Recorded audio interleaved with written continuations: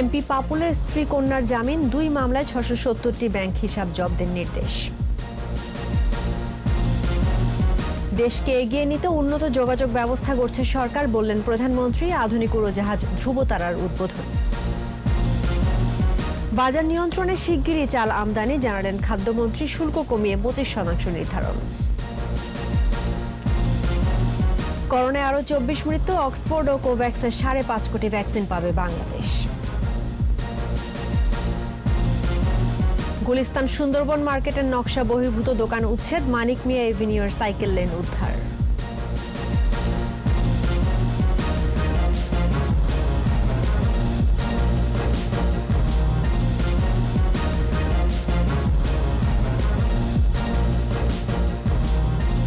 শুনছিলেন first security ইসলামী bank limited সংবাদ শিরোনাম। আমন্ত্রণ জানাচ্ছি সন্ধ্যা 7টার 21 সংবাদে। আপনাদের সঙ্গে আছি রাহনুমা রাহি। দর্শক, 21 টেলিভিশনের সংবাদ একই সাথে সরাসরি দেখতে পাবেন আমাদের ফেসবুক পেজ www.facebook.com/2124 অনলাইনে। অবৈধ সম্পদ অর্জন ও অর্থ পাচারের মামলায় জামিন পেয়েছেন লক্ষ্মীপুর 2 আসনের স্বতন্ত্র সংসদ সদস্য শহীদ ইসলাম পাপুলের স্ত্রী, নারী আসনের এমপি সেলিনা ইসলাম ও তার মেয়ে ওয়াফা ইসলাম। এর আগে তারা দুজনই আদালতে আত্মসমর্পণ করেন। এদিকে জ্ঞাত আয় বহির্ভূত সম্পদ অর্জন ও অর্থ পাচারের 2 মামলায় পাপুল সহ 6 জনের 670টি ব্যাংক হিসাব জব্দের নির্দেশ দিয়েছেন আদালত। এর মধ্যে পাপুল ও তার স্ত্রীর ব্যাংক হিসেবেই রয়েছে 617টি। বিস্তারিত জানাচ্ছেন দীপু শিকদার। জ্ঞাত আয় বহির্ভূত সম্পদ অর্জন ও অর্থ পাচারের আলাদা 2 মামলায় স্বতন্ত্র সংসদ সদস্য কাজী শহীদ ইসলাম ওরফে পাপুল সহ 6 জনের 670টি ব্যাংক হিসাব জব্দের নির্দেশ দেন আদালত। দুর্নীতি দমন কমিশন, দুদক এবং পুলিশের অপরাধ তদন্ত বিভাগ সিআইডির পৃথক আবেদনের শুনানি নিয়ে রোববার ঢাকার জ্যেষ্ঠ বিশেষ জজ KM ইমরুল কায়েস এই আদেশ দেন। এর মধ্যে পাপুল ও তার স্ত্রী সংরক্ষিত আসনের সংসদ সদস্য সেলিনা ইসলামের ব্যাংক হিসাব রয়েছে 617টি। একই সঙ্গে পাপুলের 2টি ফ্ল্যাট সহ 92টির তফসিলভুক্ত সম্পদ জব্দের আদেশ দিয়েছেন আদালত। পাপুলের স্ত্রী, পাপুলের কন্যা এবং ওনার শেলিকা, এই 4 জনের অ্যাকাউন্টগুলি ফ্রিজ করা হয়েছে এবং ওনাদের যে সমস্ত সম্পত্তি আমরা পেয়েছি এই মুহূর্ত পর্যন্ত সেই সমস্ত সম্পত্তির তফসিল বর্ণিত সম্পত্তিগুলি আমরা ক্রয় করেছি। বিকেলে পাপুলের স্ত্রী সেলিনা ইসলাম ও তার মেয়ে ওয়াফা ইসলামের আত্মসমর্পণমূলক জামিন আবেদনের শুনানি হয়। উভয় পক্ষের শুনানি শেষে মহানগর সিনিয়র স্পেশাল জজ KM ইমরুল কায়েস জামিন মঞ্জুর করেন। তাদের অ্যাকাউন্ট থেকে কত টাকা জ্ঞাত আয় বহির্ভূত টাকা, এই ধরনের কোনো স্পেসিফিক ইলিগেশন আমাদের 2 জনের বিরুদ্ধে নেই। এই বিষয়টা বিবেচনা করে মহানগর স্পেশাল জজ আদালত আমাদেরকে পরবর্তী ধার্য তারিখ 11 ফেব্রুয়ারি 2021 পর্যন্ত জামিন মঞ্জুর করেন। দুদকের উপপরিচালক সালাউদ্দিন বাদী হয়ে গত 11 নভেম্বর পাপুল, তার স্ত্রী সেলিনা, মেয়ে ওয়াফা ও শালিকা জেসমিনকে আসামি করে মানি লন্ডারিং আইনে মামলা করেন। আসামিদের বিরুদ্ধে 2,31 লাখ টাকার অবৈধ সম্পদ অর্জন ও 141 কোটি টাকা পাচারের অভিযোগ আনা হয়। সিআইডির মামলাটি গত 22 ডিসেম্বর পল্টন থানায় দায়ের করা হয়। 2 মামলারই প্রধান আসামি পাপুল। গত 6 জুন কুয়েতের মুশরিফ এলাকা থেকে গ্রেপ্তার হন তিনি। কুয়েতের কারাগারে বন্দী পাপুলের বিরুদ্ধে মানব পাচার, অবৈধ সম্পদ অর্জন, অর্থ পাচার, ঘুষ লেনদেন সহ নানা অভিযোগ আনা হয়েছে। দীপু শিকদার, 21 টেলিভিশন, ঢাকা। বাংলাদেশ বিমানের জন্য নতুন কেনা অত্যাধুনিক উড়োজাহাজ ধ্রুবতারা উদ্বোধন করলেন প্রধানমন্ত্রী শেখ হাসিনা। এছাড়া মহিলা কারাগার সহ একগুচ্ছ প্রকল্পেরও উদ্বোধন করেন তিনি। বক্তৃতায় প্রধানমন্ত্রী বলেন, ভালো যোগাযোগ ব্যবস্থা চালু করতে কাজ করছে সরকার। এটি করা গেলে সব দিক দিয়ে এই দেশ এগিয়ে যাবে বলেও জানান তিনি। প্রধানমন্ত্রী বলেন, মানুষের জীবনের নিরাপত্তা ও সার্বিক উন্নয়নে কাজ করছে সরকার। আরও জানাচ্ছেন প্রণব চক্রবর্তী।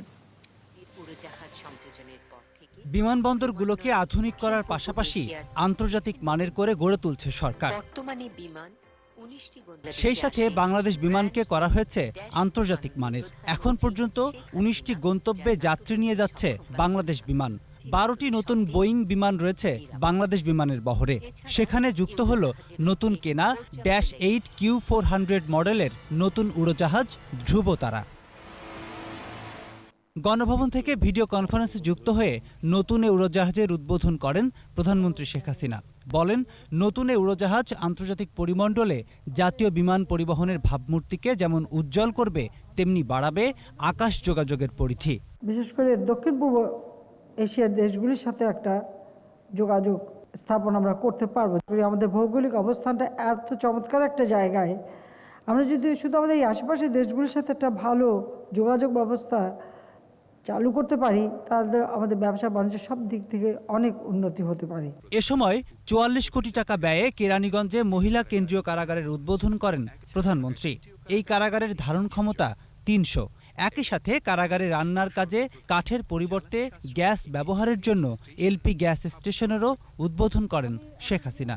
কেরানীগঞ্জের যে কারাগারটা, সেখানে ইতিমধ্যে কোর্ট রুম তৈরি করা হয়েছে। এভাবে আমরা জেলা কারাগারগুলিতেও আমরা এরকম কোর্ট রুম চালু করে ভার্চুয়াল কোর্ট যাতে হয় সেইভাবে, অর্থাৎ অনলাইনের মাধ্যমে যেমন আমি এখন প্রত্যেকটা উদ্বোধন করছি, ঠিক মামলাও এইভাবে পরিচালিত হবে। এছাড়া দেশের বিভিন্ন স্থানে ১৪৬ কোটি টাকা ব্যয়ে ২০টি ফায়ার স্টেশন, ১১০ কোটি টাকা ব্যয়ে জেলা সদরে ৬টি আঞ্চলিক পাসপোর্ট অফিসের উদ্বোধন করেন প্রধানমন্ত্রী। মানুষের জীবনে নিরাপত্তা দেওয়া, এই মানে অগ্নি নির্বাপনের ব্যবস্থা করা, বা কোনো দুর্যোগে বা কোনো অ্যাক্সিডেন্ট হলে মানুষকে উদ্ধার করা এবং মানুষের সেবার জন্য আমরা ফায়ার স্টেশনগুলি করে দেব। সার্বিকভাবে মানুষের সার্বিক উন্নয়নের জন্যই আমরা কাজ করে যাচ্ছি। এখন ২০ তলা পর্যন্ত আগুন নেভানোর সক্ষমতা রয়েছে ফায়ার সার্ভিসের। আগামীতে সুউচ্চ ভবনে অগ্নি নির্বাপন ব্যবস্থা যুক্ত হবে আর দুর্গম এলাকায় ফায়ার স্টেশন করা হবে বলেও জানান প্রধানমন্ত্রী শেখ হাসিনা। আমাদের ফায়ার সার্ভিসকেও আমরা ঠিক সেইভাবেই। প্রণব চক্রবর্তী, ২১শে টেলিভিশন, ঢাকা। বাজার নিয়ন্ত্রণে শিগগিরই চাল আমদানি করবে সরকার। খাদ্যমন্ত্রী সাধন চন্দ্র মজুমদার জানিয়েছেন, লক্ষ্য থাকবে কৃষক যাতে কোনোভাবেই ক্ষতিগ্রস্ত না হয়। এছাড়া চালের দাম নির্ধারণে কমিটি গঠন করা হয়েছে বলেও জানান মন্ত্রী। আরও জানাচ্ছেন তৌহিদুর রহমান। মজুদ কমেছে এমন অজুহাতে হঠাৎ অস্থির চালের বাজার। প্রায় সব ধরনের চালের দাম বেড়েছে কেজিতে ৩ থেকে ৪ টাকা। দামটা বাড়ছে, এখন ধানের সবাই বলছে ধানের দাম বেশি। বিষয়টি বিবেচনায় নিয়ে আলোচনা করতেই খাদ্য মন্ত্রণালয়ের এই অনলাইন আয়োজন। আলোচনায় খাদ্যমন্ত্রী জানান, বাজার নিয়ন্ত্রণে চাল আমদানির জন্য আগামী ১০ জানুয়ারি থেকে আবেদন শুরু হবে। ১০ই জানুয়ারির মধ্যে মন্ত্রণালয় আবেদন করবেন এবং খাদ্য মন্ত্রণালয় নিয়ন্ত্রিতভাবে কাকে কত আমদানি করার জন্য আমরা ছাড়পত্র দিব এবং সেইটুকুই এলসি হবে এবং এটা আমরা নিয়ন্ত্রণ রাখবো এবং মনিটরিং রাখার সিদ্ধান্ত। সরকারিভাবে যেটা আমদানি করছি সেটা অলরেডি ৪ লক্ষ মেট্রিক টন আমাদের টেন্ডার করে অলরেডি কন্ট্রাক্ট হয়েছে। বাজার নিয়ন্ত্রণ থাকার জন্য যখন যতটুকু আমদানি করা প্রয়োজন আমরা সেটা করব। বাজারে চালের সংকট নেই জানিয়ে মন্ত্রী বলেন, দাম নির্ধারণে মানসম্মত উপায় বের করতে কাজ শুরু হয়েছে। কমিটি হয়েছে, আমরা একটা স্ট্যান্ডার্ড রেট তৈরি, কৃষি বিপণন থেকে আরম্ভ করে কৃষি মন্ত্রণালয়, বাণিজ্য মন্ত্রণালয়, খাদ্য মন্ত্রণালয়, অর্থ মন্ত্রণালয়, এদেরকে নিয়ে একটা মিটিং হয়েছে। আমরা একটা কমিটিও করে দিয়েছি একটা স্ট্যান্ডার্ড রেট তৈরি করার জন্য। আমদানি শুল্ক কমিয়ে ২৫% করা হয়েছে বলেও জানান মন্ত্রী। ৬২% আমদানি শুল্ক ছিল। তৌহিদুর রহমান, ২১শে টেলিভিশন, ঢাকা।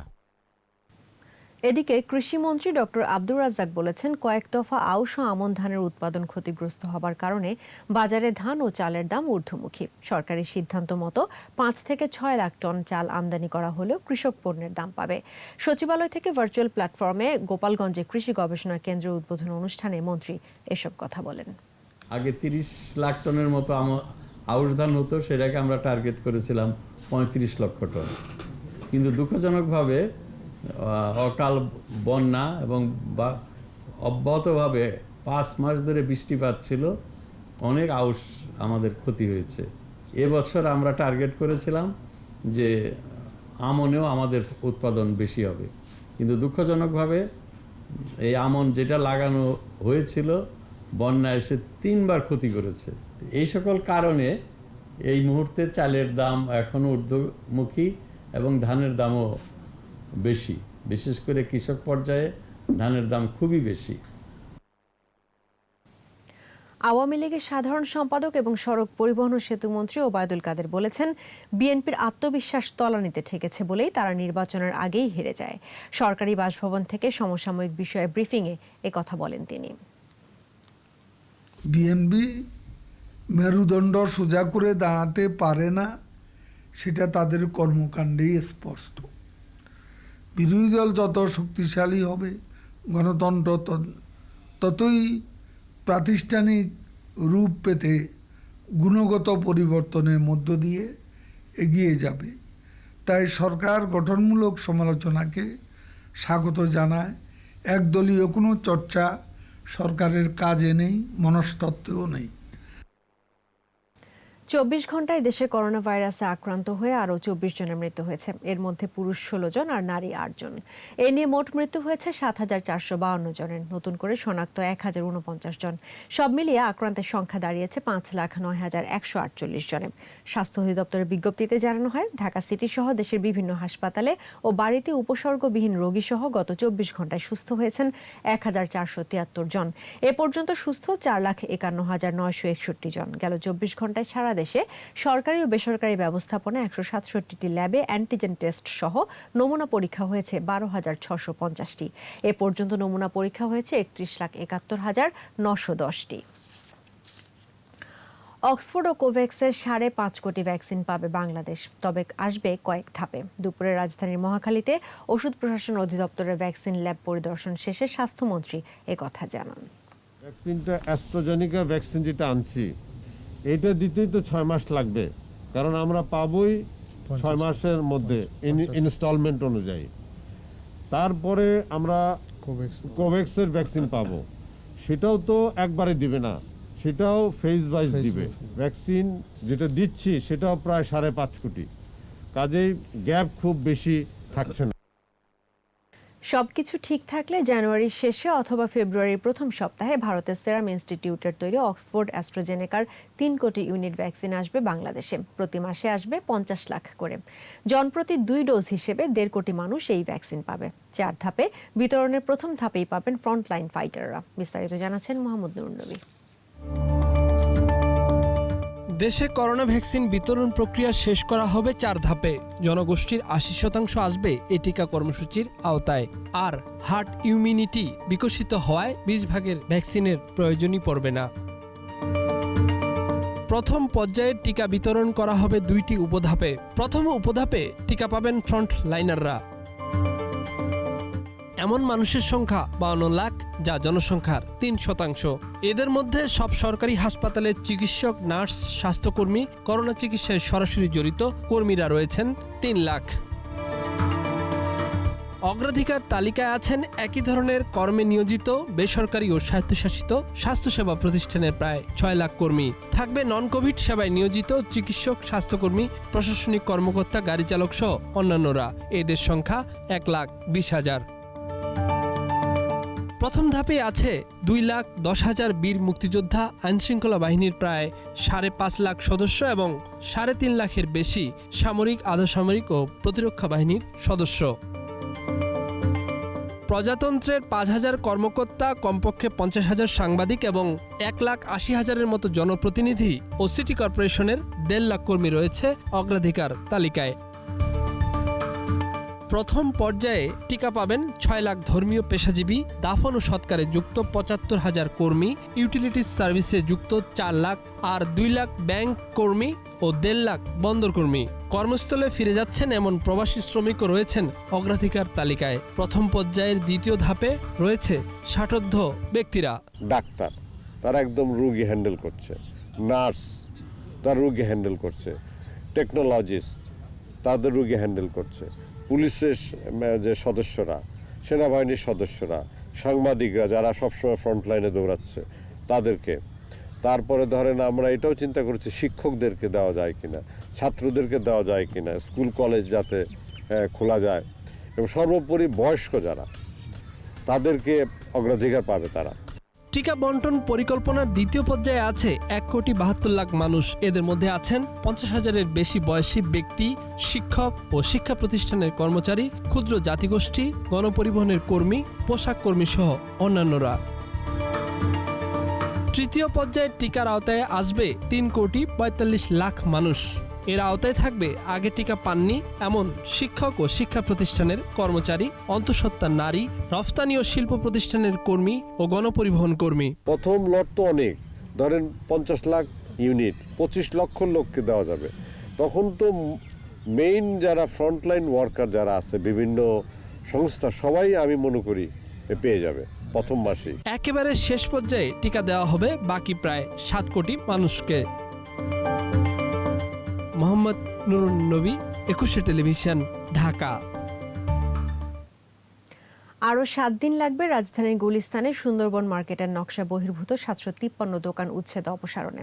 রোববার চতুর্থ দিনের অভিযানে 4 শতাধিক দোকান অপসারণ করে ঢাকা দক্ষিণ সিটি কর্পোরেশন। এদিকে মানিক মিয়া এভিনিউয়ের সাইকেল লেন থেকে ভাসমান দোকান, অবৈধ পার্কিং উচ্ছেদে মোবাইল কোর্ট পরিচালনা করেছে উত্তর সিটি কর্পোরেশন। মাহমুদ হাসানের রিপোর্ট। গুলিস্তানের সুন্দরবন মার্কেটের 735টি নকশা বহির্ভূত দোকান উচ্ছেদে অভিযান অব্যাহত রেখেছে ঢাকা দক্ষিণ সিটি কর্পোরেশন। দুপুর 12টার পর থেকে চলে চতুর্থ দিনের অভিযান। এই সময় 4 শতাধিক দোকান ভেঙে ফেলা হয়। ভাঙার কাজ যান্ত্রিক সহায়তা ছাড়া শ্রমিক নির্ভর হওয়ায় অপসারণ প্রক্রিয়া বিলম্বিত হচ্ছে বলে জানিয়েছে ডিএসসিসি। কোনো ভেহিকেল দিয়ে কাজ করা সম্ভব হচ্ছে না, ম্যানুয়ালি লেবার দিয়ে কাজ করতে হচ্ছে। আগামী সপ্তাহের মধ্যেই আমরা মূল ব্যবসায়ীদের কাছে মার্কেটটি ফিরিয়ে দিতে পারবো। নকশা বহির্ভূত অবৈধ দোকানে যারা ব্যবসা করছিলেন তাদের পুনর্বাসনের চিন্তা করা হচ্ছে বলেও জানিয়েছে সিটি কর্পোরেশন। প্রকৃত ক্ষতিগ্রস্ত যারা আছে তাদের বিষয়টি তিনি বিবেচনা করবেন। এদিকে মানিক মিয়া এভিনিউতে সম্প্রতি নির্মিত সাইকেল লেন থেকে অবৈধ স্থাপনা, ভাসমান দোকান, পার্কিং উচ্ছেদে মোবাইল কোর্ট পরিচালনা করেছে ডিএনসিসি। বাইসাইকেল লেনগুলোতে দেখা যায় প্রাইভেট কার, এমনকি আমাদের সরকারি প্রতিষ্ঠানের বিভিন্ন গাড়ি, এগুলো এখানে পার্কিং হয়ে থাকে এবং দোকান করে থাকে। এই বিষয়টি জনগণকে মূলত সচেতন করার জন্য এবং কিছু আইনগত ব্যবস্থা নেওয়ার জন্য আমরা এই অভিযানটা শুরু করেছি। অভিযান চলাকালে সঠিকভাবে মাস্ক পরিধান না করায় 5 জনকে জরিমানা করা হয়। Mahmud Hasan, 21 television, Dhaka. No mask no service বিধি মেনে চলুন, সুস্থ থাকুন। নিচ্ছি বিরতি, যখন ফিরছি তখন অন্যান্য খবরের সঙ্গে আরও থাকবে। কাল 24 পৌরসভায় নির্বাচন, সব প্রস্তুতি সম্পন্ন, ভোট হবে ইভিএমে। কনকনে ঠান্ডায় উত্তর পশ্চিমাঞ্চলের জনজীবন স্থবির, ঘন কুয়াশার সাথে শৈত্যপ্রবাহ।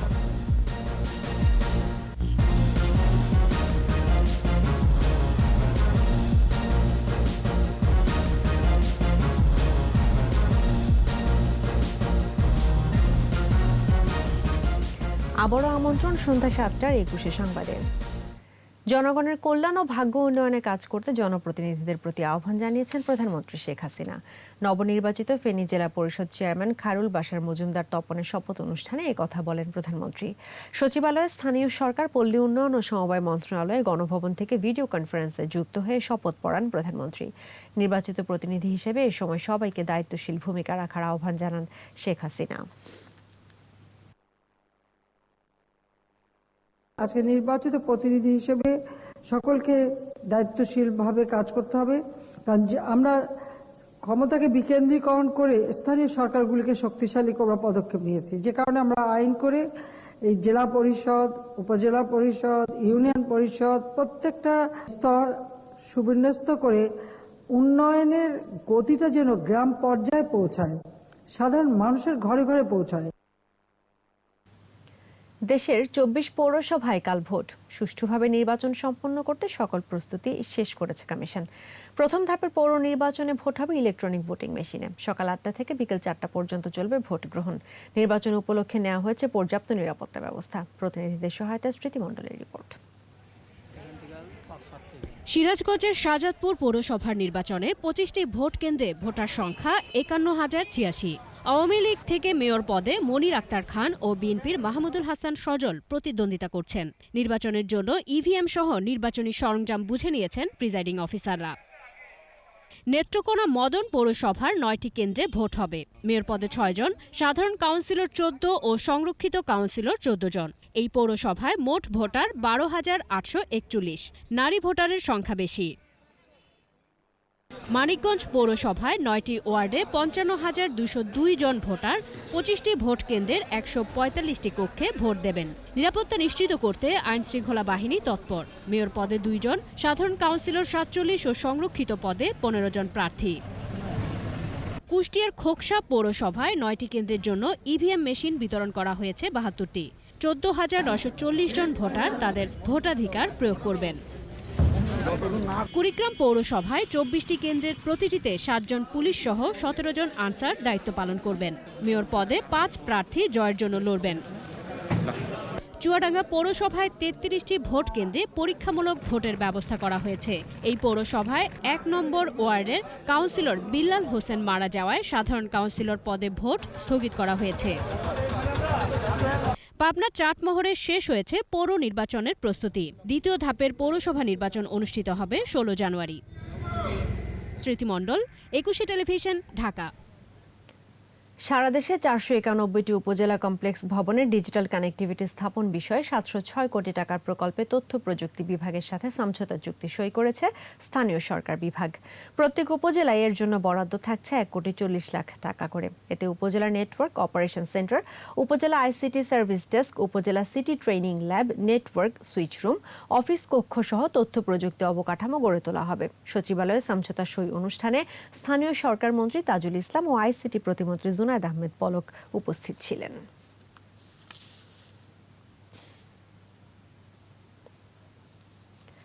রাজনীতির মাঠে আর রাজনীতিবিদরা নেই, খেলছেন এখন আমলারা, আর রাজনীতিবিদরা সাইড লাইনে বসে খেলা দেখছেন বলে মন্তব্য করেছেন জাতীয় পার্টির চেয়ারম্যান ও বিরোধী দলীয় নেতা জিএম কাদের। দুপুরে রাজধানীর বনানীতে দলের অফিসে জাতীয় পার্টি খুলনা বিভাগ আয়োজিত পোস্টার ও ক্যালেন্ডার বিতরণ এবং সাংস্কৃতিক অনুষ্ঠানে যোগ দেন তিনি। এ সময় তিনি বলেন, সংবিধান অনুযায়ী জনগণের ভোটে নির্বাচিত জনপ্রতিনিধিদের দেশ পরিচালনার কথা থাকলেও তারা তা করতে পারছেন না। দেশের মানুষ দুটি রাজনৈতিক দলের দুঃশাসন থেকে মুক্তি পেতে চায় বলে মন্তব্য করে তিনি বলেন, জাতীয় পার্টি দেশের সবচেয়ে বেশি সম্ভাবনাময় রাজনৈতিক শক্তি। সরকারি একটি দল আছে, একটি বিকল্প সরকারের বিকল্প হিসাবে ৯১ পর থেকে এই দুটি দলই কোনো সময় সরকার, কোনো সময় দরকারের বিকল্প হচ্ছে। আমরা ওর থেকে উপরে উঠতে চাচ্ছি, আমরা প্রথম বিকল্প হতে চাচ্ছি, তারপরে আমরা সরকারি দলে হতে যাচ্ছি। কনকনে শীতে দেশের উত্তর পশ্চিমাঞ্চলের জনজীবন স্থবির হয়ে পড়েছে। ঘন কুয়াশার সাথে বইছে শৈত্যপ্রবাহ। কষ্ট বেড়েছে হতদরিদ্র মানুষের, বাড়ছে ঠান্ডাজনিত নানা রোগ বালাই। আবহাওয়া অফিস জানিয়েছে, দেশের সর্বনিম্ন তাপমাত্রা রাজশাহীতে ৭.৮ ডিগ্রি সেলসিয়াস। প্রতিনিধিদের সহায়তায় আরও জানাচ্ছেন সমর ইসলাম। দেশের সর্ব উত্তরের জেলা পঞ্চগড়ে দিনের অধিকাংশ সময় সূর্যের দেখা মিলছে না। কুয়াশা আর কনকনে শীতে বিপর্যস্ত জনজীবন। তাপমাত্রা কমেছে দিনাজপুরেও। কুয়াশা আর কনকনে ঠান্ডা বাতাসে দুর্ভোগ বেড়েছে খেটে খাওয়া মানুষের। বেড়েছে শ্বাসকষ্ট, নিউমোনিয়া ও ডায়রিয়া সহ শীতজনিত নানা রোগ। হিলিতে কুয়াশার মাত্রা কিছুটা কমলেও হিমেল বাতাসে বেড়েছে শীতের তীব্রতা।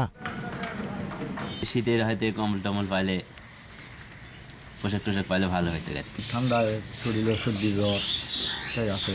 রংপুর অঞ্চলে শৈত্যপ্রবাহ অব্যাহত রয়েছে, সাথে ঘন কুয়াশা শীতের তীব্রতা বাড়িয়ে দিয়েছে। বেশি কষ্টে হতদরিদ্ররা। ঠান্ডার কারণে কাজ করতে না পারায় পরিবার পরিজন নিয়ে বিপাকে খেটে খাওয়া মানুষ। কাজ কাম করে পাই না, যে না করে ওখানে আনি সাওয়াসতে খাই। ইনকামও আমাদের সেরকম একটা নাই, খুব কষ্টে দিন যাচ্ছে। নওগাঁয় দিনে সূর্যের দেখা মিললেও রাতে ঘন কুয়াশায় ঢাকা পড়ে চারদিক। জেলায় বইছে মৃদু শৈত্যপ্রবাহ। হিমেল হাওয়ায় শীত আরো ঝেঁকে বসেছে চুয়াডাঙ্গায়। ব্যাহত হচ্ছে স্বাভাবিক কাজকর্ম। কাজ যাচ্ছে, এত ঠান্ডা এতে কাজ করা খুব অসম্ভব মতো হয়ে যাচ্ছে। শীতে বিপর্যস্ত সিরাজগঞ্জের জনজীবন। রাস্তাঘাটে কমে গেছে মানুষের চলাচল। বেশি দুর্ভোগে শ্রমজীবী ও দিনমজুররা। গাড়ি চালাইতেছি না, সিরাজগঞ্জ অঞ্চল সরাসরি কাঁপে, গাড়ি চালাতে পারে না, এত শীত পড়ছে। ঘন কুয়াশার সাথে মৌলভীবাজারের শ্রীমঙ্গলেও বইছে শৈত্যপ্রবাহ। কনকনে শীতে স্থবির হয়ে পড়েছে জনজীবন। বেশি বিপাকে ক্ষেতমজুর ও চা শ্রমিকরা। শীত ডরাইলই বনে খামারি কইরা তো খাইতেই বনে, কি কইরা খাইম। লালমনিরহাটের আদিতমারিতে তিস্তাপাড়ের শীতার্ত মানুষের মাঝে গরম কাপড় বিতরণ করা হয়েছে। সমর ইসলাম, ২১ টেলিভিশন। এবার ফিরে দেখা ২০২০।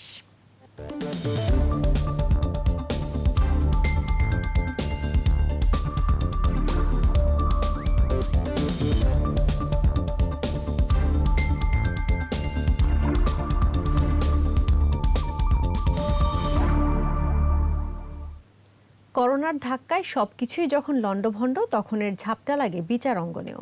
5 মাসের মতো বন্ধ থাকে বিচার কাজ। প্রথমবারের মতো উচ্চ আদালত চলে ভার্চুয়াল পদ্ধতিতে। বছরটিতে বহু পুরনো মামলা নিষ্পত্তি হয়েছে। আর জি.কে. শামীমের জামিন জালিয়াতি সহ বেশ কিছু দুর্নীতি অনিয়মের ঘটনাও ছিল আদালত অঙ্গনে। দুর্নীতির বিরুদ্ধে কঠোর অবস্থানও দেখা গেছে। বিস্তারিত জানাচ্ছেন শাকের আরজু। করোনা ভাইরাস মুহূর্তেই সবকিছুর বদল। থমকে যাওয়া সময়ে ছুঁয়ে গেছে আতঙ্ক। 2020 মার্চে দেশে সংক্রমণের শুরু। সাধারণ ছুটিতে বন্ধ হয়ে যায় স্কুল, কলেজ, অফিস, আদালত। বন্ধ করে দেয়া হয় গণপরিবহন।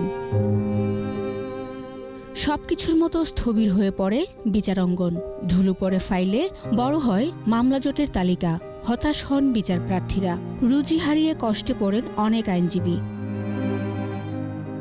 এ অবস্থায় 10 মে ভার্চুয়াল কোর্ট সম্পর্কিত অধ্যাদেশ জারি করে সরকার। ইতিহাসে প্রথমবারের মতো ভার্চুয়ালি বিচার কাজ শুরু হয়। এই পদ্ধতিতে আপিল বিভাগে 5,500-এরও বেশি মামলা নিষ্পত্তি করে। বিচারাঙ্গনে গতি ফেরাতে ছিল প্রধান বিচারপতির নানা উদ্যোগ। 2020 বহু পুরনো মামলা নিষ্পত্তির বছর। 60-এর দশক থেকে পুরনো মামলা শুরু করে একে একে নিষ্পত্তি করেন হাইকোর্ট। বছরের শুরু থেকে হাইকোর্টে চলতে থাকে রাজনৈতিক মামলার উত্তাপ। জিয়া চ্যারিটেবল ট্রাস্ট দুর্নীতি মামলায় বিএনপি চেয়ারপারসন খালেদা জিয়ার জামিন খারিজ করে দেন হাইকোর্ট। পরে অবশ্য বিশেষ বিবেচনায় সরকার নির্বাহী আদেশে মামলা স্থগিত করে মুক্তি পান তিনি। জামিন জালিয়াতির বেশ কিছু ঘটনা জন্ম দেয় নানা আলোচনার। বিতর্কিত ঠিকাদার জি.কে. শামীমের জামিন জালিয়াতির বিষয়টি সামনে আসলে জামিন বাতিল করেন হাইকোর্ট।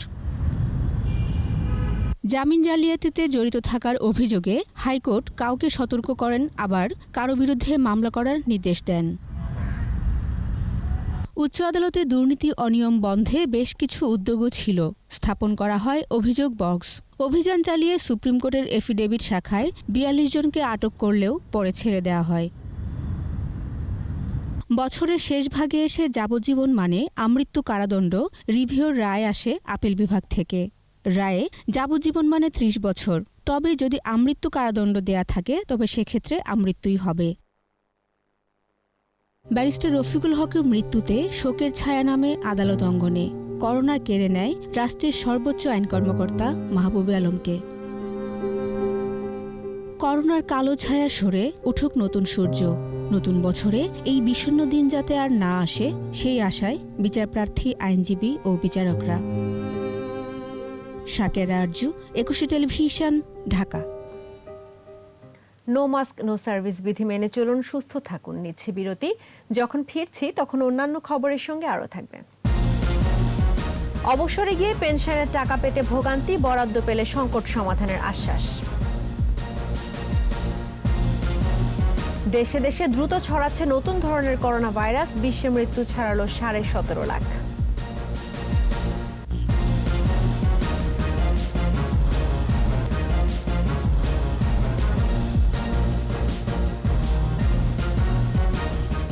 আবারও আমন্ত্রণ সন্ধ্যা 7টার 21 সংবাদে। বঙ্গবন্ধুর ভাস্কর্য নিয়ে যারা অপরাজনীতি করছে তাদের দাঁত ভাঙা জবাব দেওয়া হবে বলে হুঁশিয়ারি দিয়েছেন বাংলাদেশ আওয়ামী যুবলীগের প্রেসিডিয়াম সদস্য মুজিবুর রহমান চৌধুরী নিক্সন।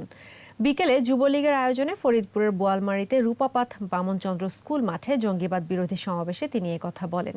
এ সময় মুজিবুর রহমান চৌধুরী নিক্সন আরও বলেন, দেশবিরোধী কর্মকাণ্ডে কেউ জড়িত থাকলে আইনের আওতায় এনে তাদের বিচার করা হবে। সমাবেশে অন্যান্যর মধ্যে বক্তব্য রাখেন আওয়ামী যুবলীগ কেন্দ্রীয় কমিটির সাংস্কৃতিক বিষয়ক সম্পাদক বিপ্লব মুস্তাফিজ, সাংগঠনিক সম্পাদক গাজী মাজহারুল ইসলাম ও অর্থ সম্পাদক শাহাদাত হোসেন।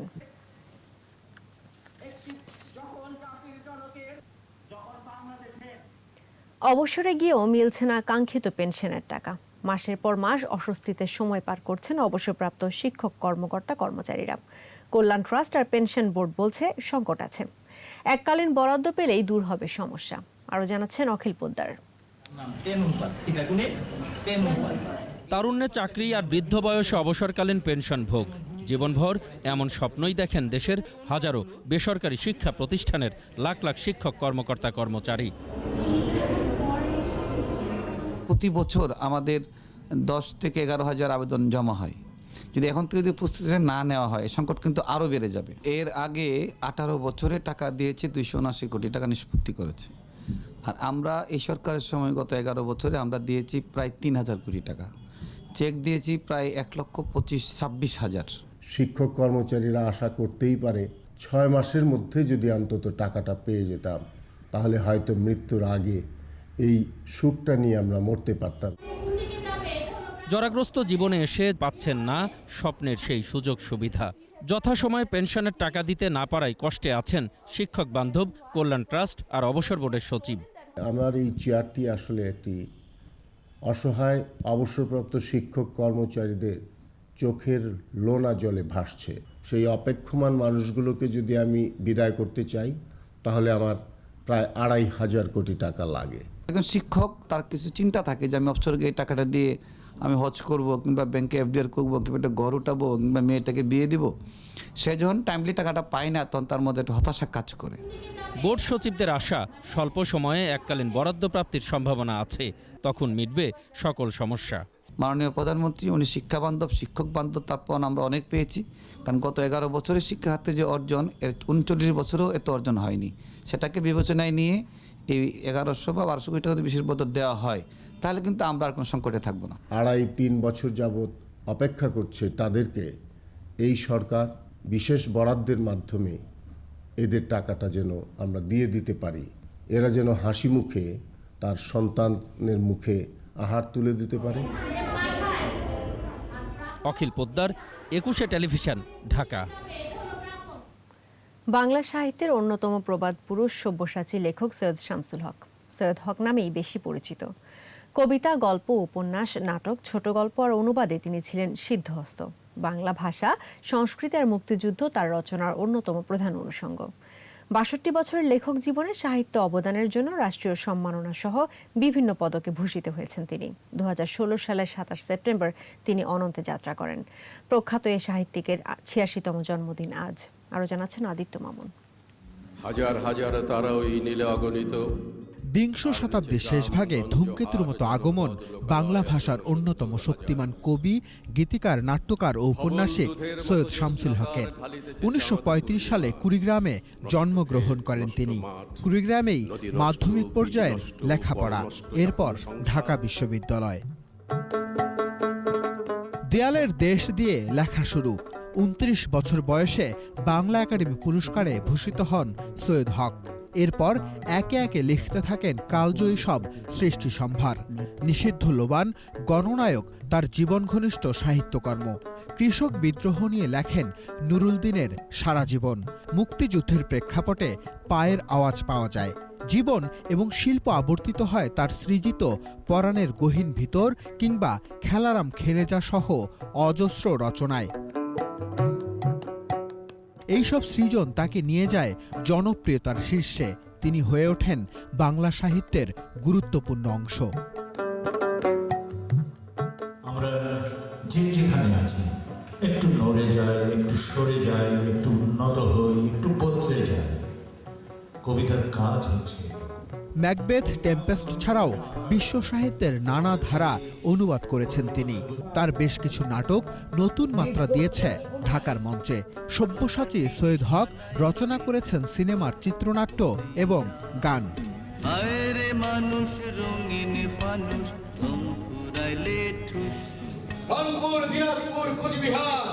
সৈয়দ হকের রচনায় চিত্রিত হয়েছে সমসাময়িক বাংলাদেশ এবং মধ্যবিত্ত সমাজের আবেগ অনুভূতি।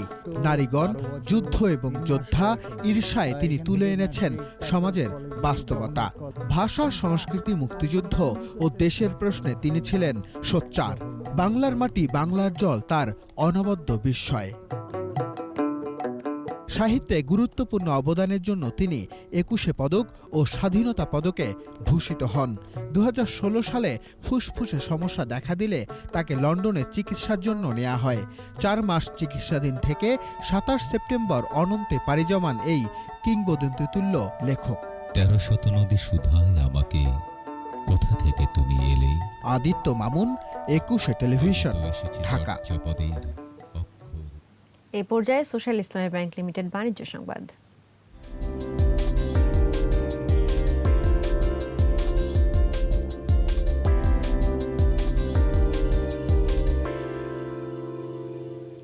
সোশ্যাল ইসলামী ব্যাংক লিমিটেডের 2টি নতুন উপশাখার উদ্বোধন হয়েছে। ব্যাংকের প্রধান কার্যালয় থেকে ভার্চুয়াল প্ল্যাটফর্মে আয়োজিত অনুষ্ঠানে ব্যাংকের ব্যবস্থাপনা পরিচালক ও প্রধান নির্বাহী কাজী ওসমান আলী কক্সবাজারে মরিচ্চা বাজার ও জুমছড়ি বাজারে উপশাখা দুটির উদ্বোধন করেন। এ সময় উপস্থিত ছিলেন উপব্যবস্থাপনা পরিচালক আবু নাসের চৌধুরী, মোহাম্মদ সিরাজুল হক এবং Mohammad Shamsul Haque, marketing and brand communication ডিভিশনের প্রধান Mohammad Moniruzzaman, BC and GBD এর ভাইস প্রেসিডেন্ট মোহাম্মদ শাকিল আনোয়ার। চুয়াডাঙ্গায় মিনিস্টার গ্রুপের সৌজন্যে শীতবস্ত্র বিতরণ করা হয়েছে। শীতার্ত মানুষের মাঝে শীতবস্ত্র বিতরণ করেন মিনিস্টার গ্রুপের চেয়ারম্যান এবং এফবিসিসিআই এর ডিরেক্টর এম এ রাজ্জাক খান রাজ। অনুষ্ঠানে উপস্থিত ছিলেন চুয়াডাঙ্গার পুলিশ সুপার মোহাম্মদ জাহিদুল ইসলাম সহ গণ্যমান্য ব্যক্তিরা। শীতবস্ত্র বিতরণ শেষে স্থানীয় সংসদ সদস্য, সাবেক হুইপ, বর্ষিয়ান আওয়ামী লীগ নেতা সোলাইমান হক জোয়াদ্দার সেলুন এমপির সাথে মতবিনিময় সভায় অংশ নেন মিনিস্টার গ্রুপের চেয়ারম্যান।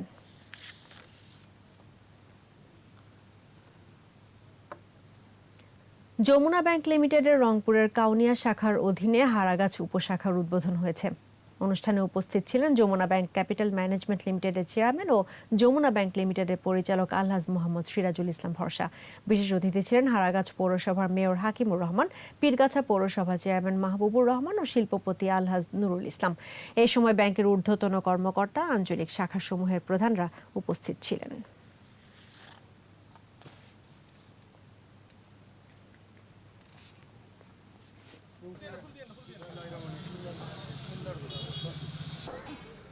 আর এরই সঙ্গে শেষ করছি সন্ধ্যা 7টার 21 সংবাদ। তবে যাবার আগে ফার্স্ট সিকিউরিটি ইসলামী ব্যাংক লিমিটেড সংবাদ শিরোনামগুলো জানাবো আরও একবার। এমপি পাপুলের স্ত্রী কন্যার জামিন, 2 মামলায় 670টি ব্যাংক হিসাব জব্দের নির্দেশ।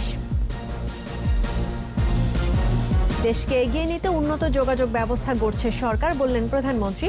আধুনিক উড়োজাহাজ ধ্রুবতারার উদ্বোধন। বাজার নিয়ন্ত্রণে শিগগিরই চাল আমদানি, জানালেন খাদ্যমন্ত্রী। শুল্ক কমিয়ে 25% নির্ধারণ। করোনায় আরও 24 মৃত্যু, অক্সফোর্ড ও কোভ্যাক্সের 5.5 কোটি ভ্যাকসিন পাবে বাংলাদেশ। এবং গুলিস্তান সুন্দরবন মার্কেটের নকশা বহির্ভূত দোকান উচ্ছেদ, মানিক মিয়া এভিনিউর সাইকেল লেন উদ্ধার।